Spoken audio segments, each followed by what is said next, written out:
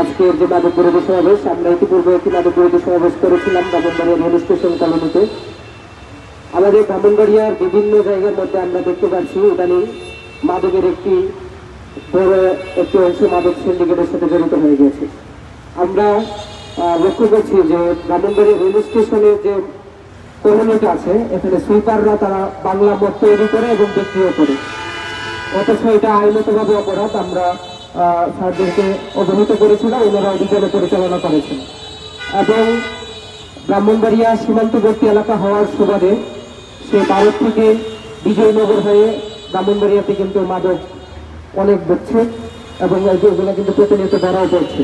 আমাদের যুব সমাজকে বাঁচানোর লক্ষ্যে, একটি সুস্থ সমাজ গড়ার লক্ষ্যে মাদক থেকে দূরে থাকতে হবে। মাদক শুধু মানুষকে মানসিকভাবেই বিপর্যস্ত করে দেয় না, এটা ইসলামিক দৃষ্টিকোণ থেকে সর্বোচ্চ হারাম।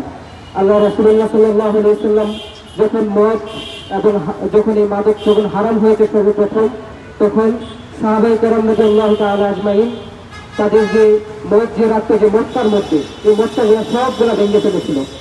সবগুলা ভেঙার কারণে হাদিসের মধ্যে আসছে যে মদিনার মধ্যে এরকম অবস্থা হয়েছে, তাই হাঁটু পর্যন্ত মদের একটি বন্যার মতো পরিস্থিতি তৈরি হয়ে গেছিল।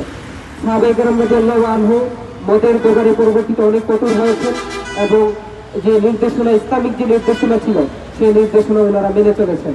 আমাদের যুব সম্প্রদায় এবং ইসলাম ধর্মাবলম্বী এবং যে সমস্ত ধর্মের মধ্যে যারা আছে, সকলের মধ্যে কিন্তু মদ এটা নিষিদ্ধ এবং ইসলাম ধর্মে এবং বাংলাদেশের আইন অনুযায়ী মদ কিন্তু নিষিদ্ধ।